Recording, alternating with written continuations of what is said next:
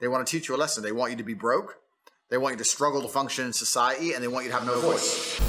The bots. The bots! Bots!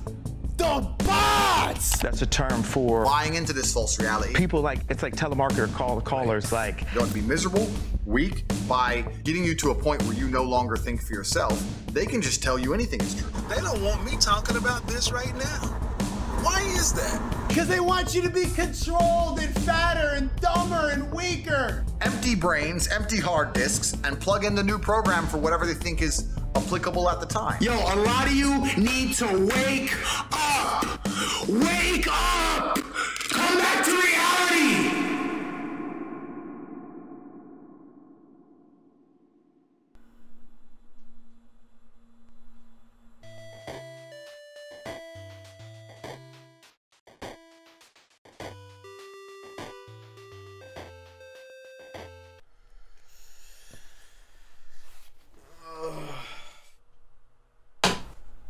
Day in the life.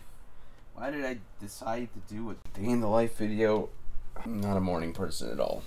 Let me tell you. Not a morning person. Anyways. So what's this video about? It's, red pill. Seriously?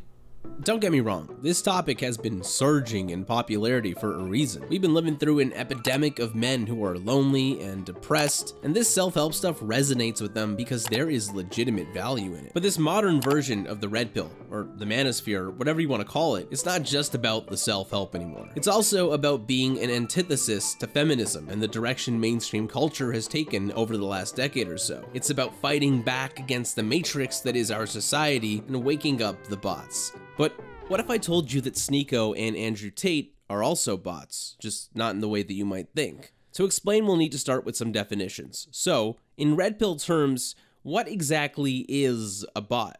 Well, I'm a bot. I live a pretty normal life, a bot life. You know, I work a 9-to-5 corporate sales job, spend most weeknights on Discord with my friends. I'm a part of the system or whatever, and there are probably like millions of other people who live a life that is just like mine. And you know, it's not a bad life. It's not perfect, but you know, the thing about it is that it also makes me a bot. The people like Sneako and Andrew Tate, I'm a bot because I'm not living in my dreams. I'm a corporate salary slave that's, you know, gonna be unfulfilled and worn out eventually. And when I hear that, I'm just like, okay, I'm listening. And I'm not trying to say that, you know, I don't live a good life. I probably live a better life than the average person. I mean, look at the house around me. This is my parents' house, but you could tell it's a nice house that I grew up in. The thing is, though, that what I do for an income just isn't what I pictured myself doing as a kid. I didn't think that I would be making cold calls for some tech company in their sales department. And that's actually what I do, okay? This is a real glimpse into my life. This isn't just some, you know, fake YouTuber pretending that this is authentic with cameras and microphones and lights and shit, okay? This is the real deal. You just believe what I'm saying because I'm telling you it's real. This is real tea I'm drinking.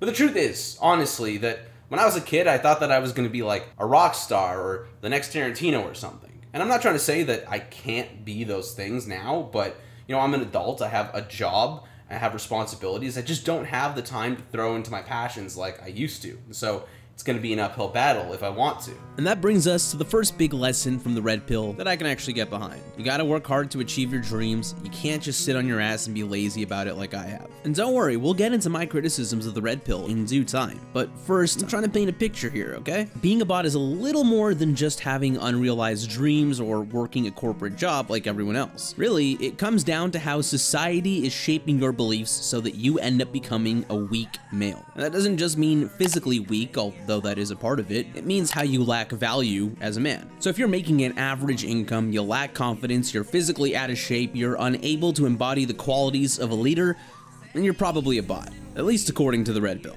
Now, the red pill community says that it's not our fault that we're bots.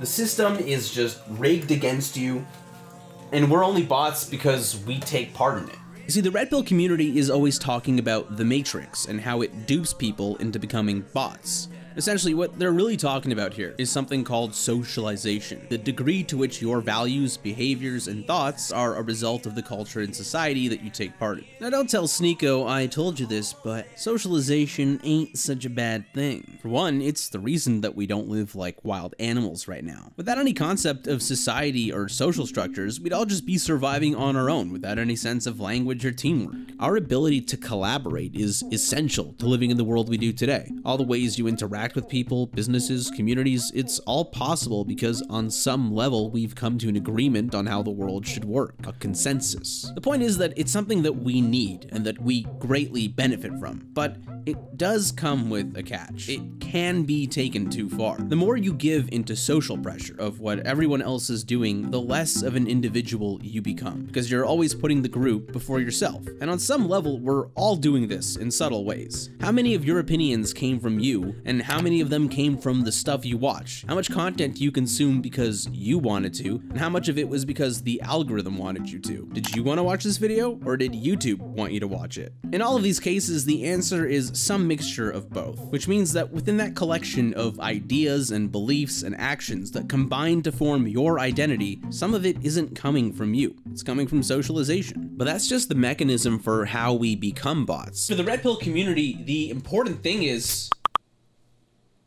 Oh, fuck. I've been ranting about the Red Pill for so long, I forgot to do my own job. Gotta do my cold calls. Hello, Jeff? Hey, this is Sam from E-Rock. How you doing? Did I catch you at a bad time there? No? Perfect. Yeah, so just some context for why I'm calling. Have you ever heard of Dink Doink? Hello? Hello? Anyways, what was I saying? The important thing is not that socialization exists, but how it's being used. This is where we start getting into the whole culture war thing that the ideology is wrapped around. And I know, it's a sensitive topic here, okay? I know, but you guys are strong, you guys are tough. We're gonna get through this. As feminism has become more mainstream, its ideas have become a staple of our culture. The Red Pill community would argue that those very same ideas are ruining the youth. For example, men are encouraged to embrace their feminine side and reject toxic masculinity. Everyone is told that they are inherently special. We're encouraged to love and accept ourselves as we are. Personally, I actually think those ideas are good, but I could see exactly why the Red Pill people don't, and it's because it opposes their value system. Think about the Red Pill community today. They're all about embodying the qualities necessary for escaping the Matrix. They preach tough love, structure, earning your value, and being in control of your life. Those are great, right? Those things will definitely help a person be successful in whatever they're doing. But their definition of success often seems to involve very material pursuits, like cars, money, and sleeping with women. Now, most people, to be fair, aren't preaching the materialism and flexing, but you know, it's there. And all those ideas that come from feminism are counterintuitive to their definition of success. You just can't be a traditional alpha male if you're feminine and afraid of being toxic. And if you believe you're inherently special and that you should love yourself as you are, then it's easy to feel like there's no reason to put in any work to become special since you're already there. Mix that with the effort that corporations put in to keep you distracted and consuming, and voila, you have a generation of young men who think they're special, spend their time doing nothing, and are not attractive to women. Again, that's the Red Pill perspective. I agree with elements of that, but not the whole thing. So you see, being a bot is much more about value systems than anything else. I guarantee you that if modern culture aligned with the Red Pill community's values, these guys wouldn't care about bots or the Matrix, because socialization would be working in their favor. Have you ever noticed how so many people from within the Red Pill community seem to have the same beliefs and always sound like they're regurgitating the exact same talking points? Yeah, that's just socialization again, but on a smaller level. So even though they talk about being a free thinker, they don't actually care about independent thinking nearly as much as they care about convincing people to adopt their values. And that's why when they say, "Wake up!" what they're really saying is that you should be looking at the world through their lens, because their lens is the truth. You know, I gotta say, I actually kind of love the whole waking up thing, you know? Everyone has that experience of they're in a dream and it seems like super real until we wake up. And I think that that experience kind of just teaches us to question our reality. It's like this inherent thing that every human has experienced before, you know? The important thing is that this is all taking place in the same day. See, the important thing, it's a very profound experience to have, to wake up from a dream and realize that you can believe in a false reality. In fact, there's an entire psychological model of human development that's based on that idea of waking up out of the matrix. That model is called spiral dynamics. It's based on the works of Claire Graves, Don Beck, and Christopher Cohen. As a model, it's very similar to Maslow's hierarchy of motivational needs, not only in how it works, but also in the sense that it's not a scientific model. Here, let me just slap this not science sticker on there to make it extra clear for you. The reason I wanted to make that comparison is because even though Maslow's hierarchy isn't scientifically supported, it's still a useful tool for understanding our needs, and it's managed to remain pretty relevant to life in modern culture. That's what I'm hoping to show you with spiral dynamics. I want to use this model to critique the red pill, the modern progressive movement, and the entire culture war. Now, spiral dynamics is a model for how humans evolve over time, broken down into 8 colored sections where each color is its own matrix, and each matrix has bots. Think of it as a way of interpreting the world based on value systems. Or, in other words, your core values act as a filter for how you understand the world, and each stage on this model represents a different set of core values. And so according to this model, the only way for you to wake up out of a matrix is by expanding your awareness enough to incorporate new values. For example, at the bottom here we have beige, the first stage. It's the point in humanity when we were completely wild and we didn't even live in tribes yet. Back then, humans only cared about basic instincts, you know, surviving the day, eating. We were pretty much like animals, and it probably sucked. But eventually, being forced to survive around other humans helped us realize that life gets easier when we work together, and that led to the formation of tribes, which is the beginning of stage purple. So you see, by becoming more socially aware and learning to value groups, humans woke up out of the beige matrix and into the purple matrix. And by reaching stage purple and forming tribes, we then had the security and time to think about cool new inventions and a whole bunch of other stuff that really only began once we started working together. So that's like the power of moving from one matrix to another. You can also see that same shift in kids as they go from babies to children and shift from being self-oriented to family-oriented. But today, we're not collectively in stage purple anymore. We're now all the way up here in stage orange, which means that we went through stage red and stage blue. So red was about being an individual, which people were craving after always putting the tribe before themselves. But once they were free to determine their own fate, those with power lived as gods, forming empires without fear of consequence. All the while, the weak suffered at their hands. Think of like Genghis Khan or the cartel. And then stage blue, when the suffering that the weak endured during stage red led to the mass adoption of religion, which put God above all men and instilled a sense of order, morality, and community that allowed for us to live peacefully and actually care about each other as brothers and sisters under God. And then there's stage orange, where we are today. Orange is basically the modern world where the things we value most are stuff like science, rationality, opportunity, money, and status. It's the beginning of the age of materialism. Think of it like this. A person with stage orange values is very success driven. They make a priority out of material wealth and believe that everything can be fully understood through logic and rational thinking. By stage orange, we've moved away from the faith-based belief system of stage blue and have become much more focused on what we can actually measure. We're more individualistic, we care more about personal freedoms, and we don't want to live in a world that's repressed by religion. A perfect example would be America. For starters, it's one of the first countries to ever put merit and rationality over religion and faith. And for years, it was even known as the land of opportunity. Now, you may feel some type of way about capitalism and democracy, but you can't deny that those systems helped advance civilization to get us to the point that we're at now. And both of them are great examples of ideas that are born out of a stage orange value system. Now, when Andrew Tate or any of these modern red pill guys talk about the Matrix, they're mostly talking about a world that is built off of stage orange values, where money is everything and people will do anything to get it. So in that way, the red pill philosophy is kind of centered around stage orange values, which fits their materialistic definition of success. You know, make money, earn your worth, determine your own fate, Bugatti, all that good stuff. Which means that people like Sneeko and Andrew Tate are actually just stage orange bots. But here's the thing about spiral dynamics. It's built like a tower for a reason, and that's because each stage is supposed to build off of what came before it. So for example, a healthy manifestation of stage orange incorporates the sense of order and morality sexuality from stage blue, the importance of free will and strength from stage red, and so on. But the Red Pill movement doesn't do this. Despite the marketing and how many of them will say that they preach traditional ideas of masculinity, they tend to omit a lot of the values that come from stage blue. They flaunt extreme wealth, they're often womanizers even when they're in a serious relationship, and most importantly, they're so overly focused on making money that people like Andrew Tate will openly condone unethical behavior in the pursuit of wealth. Then she'll say, what do you mean start together? I was like, well, I'm gonna need a manager, I'm gonna need a female manager. And then she'll get happy thinking she's to be manager. We're gonna start together, you and me, you're gonna work on cam, I'm gonna manage everything, and then after a few months, you can go up to manager and I'll get some new girls. Just say that and keep her on cam forever. Once she starts, she ain't gonna stop. But you have to keep that fallacy, keep that dream alive that she can't do this without you. Tax is also another important element for controlling your woman. You're not going to pay anybody tax, but you need to tell your girl that you're paying the tax. Because girls are lazy and girls are stupid. So I used to pay my girls 30%. So for every $10,000 they made, I'd give them 3 and I'd keep 7.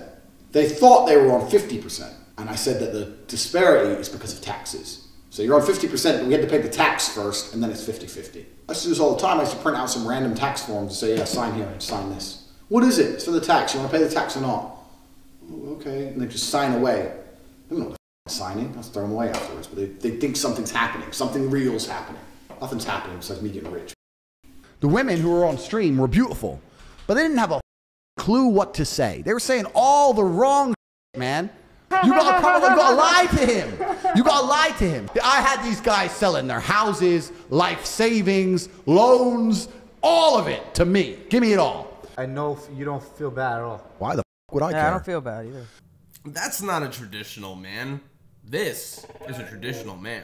In Spiral Dynamics, when we fail to integrate the lessons of the previous stages, we end up manifesting our current stage in an unhealthy way. That's exactly what Andrew Tate does. He conveniently forgets that greed is a sin, which allows him to justify unethical decisions to become more successful. But the truth is that the Red Pill community is not the problem. We focus so much on people like Sneeko and Andrew Tate, when greedy corporations and corrupt factions of government all value money more than ethics just as much. It's not just the Red Pill that's an unhealthy manifestation of stage orange. It's our entire culture. Is Sneeko selling a course to his fans really that bad? In 2021, we had 50,000 sweatshop workers in Los Angeles, California. That's in America. The truth is that it's not just the Red Pill that's an unhealthy manifestation of stage orange. It's the entire first world. These guys aren't proposing a deviant new way to make it in the world. They're just telling you to play the game that's already there. And a lot of people resonate with that because they are in that game and they're at the bottom, and they don't trust any of the establishments that are around them anymore. So it's only expected that the Red Pill rhetoric would make a lot of sense to them. We live in a day and age where the flaws of capitalism are starting to show. That's why there's such a strong modern movement for progressive politics. Remember my example of how humans woke up out of the beige matrix and into the purple matrix? Well, with every stage, the reason that we collectively wake up is because we begin to see the cracks and flaws of the stage that we're in.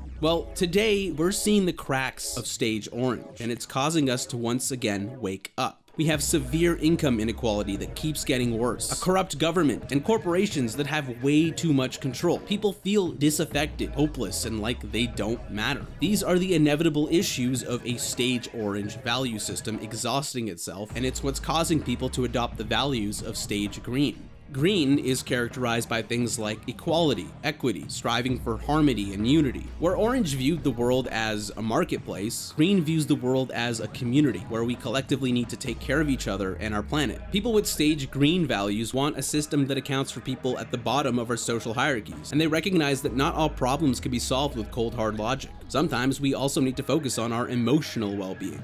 But stage green is just like every other stage. It can manifest in healthy ways and in unhealthy ways. Now, there's a lot on the positive side. We've made great strides with equality, racism, equal opportunity, creating a friendlier world in general, and we've even had countries that have done a lot to increase the standard quality of life for their citizens. But we also have this. You are not welcome. That's why I need to be here. And I, as a white female, am pissed about it! Hashtag apology lunch. Go find yourself a black person and buy them some food. Hashtag apology lunch. Slowly annoying. One day it's too much and you're like, ah! See, when Stage Green doesn't incorporate the merit and rationality from Stage Orange, they risk acting on emotion without the complement of logic. Think about woke culture. People generally don't like woke culture, and it's also not very profitable. Why? Because it's a poor execution of trying to satisfy our equality and emotional needs. We live in a world right now that is so overly focused on identity and our differences that people actually feel more divided than they did 15 years ago. And that can get pretty chaotic if you take order out of the picture too. So, you see, even though the cracks of Stage Orange are calling for us to make changes, the unhealthy ways in which Stage Green has manifested so far has created resistance. And I'm just talking about the kind of resistance that you would see from people who are already kind of progressive. I'm not talking about your old neighbor who sits on the porch all day whistling and being racist. I'm talking about regular modern people like you and me. Right now we're in a transitional period. The first world is shifting from Stage Orange to Stage Green, and we haven't quite figured out how to do it just yet. People are pulling in either direction and there's a lot of friction. And the red pill is a symptom of that tug of war, a reaction to the radical feminism and progressive culture that's coming from Stage Green. But resistance doesn't just come from the unhealthy ways in which Stage Green tries to manifest. There's also another reason. We call each stage in Spiral Dynamics a matrix because of how they change your understanding of reality. Check out this clip of Sneeko, someone who I would consider to be very Stage Orange, talking about his perspective on God. And I was the same way as you, Andrew. I was an atheist for a long time. I grew up in the church, and then I rejected it for a long time. I didn't believe in God. And I think I found God from seeing all the evil that runs the world. Oh, absolutely. Seeing the demonic and satanic rituals that they do, that must mean in the inverse that God exists. Completely. Jordan Peterson said that it's best for him to encourage his followers to follow God because that's the best way society functions.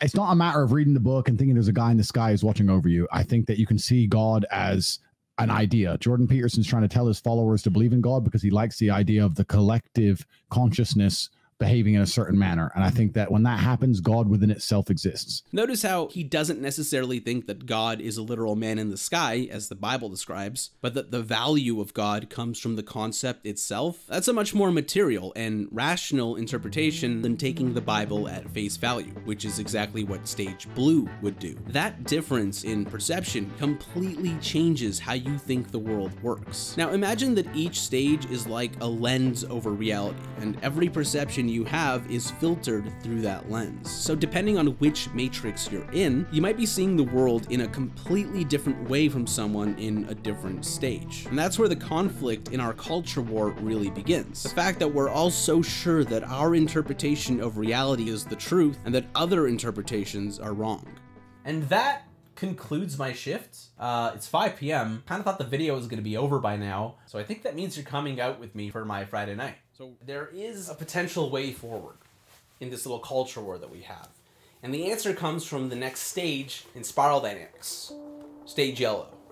Stage Yellow is unlike every stage that comes before it, because it's the first stage to realize that it's in a matrix. From beige to green, each stage believes that they see the world as it truly is, and that their values make the most sense. But Yellow is the first to recognize that there are multiple perspectives at play, and that each one has a kernel of truth and its own unique pitfalls. Take Stage Green, for example. Like every other stage, Green eventually gets exhausted as well. At some point, people begin to feel as though the consensus-based and people-focused way of thinking just isn't enough to solve the more complicated problems of humanity. It becomes inclusive to the point of detriment as group processes end up taking up way too much time.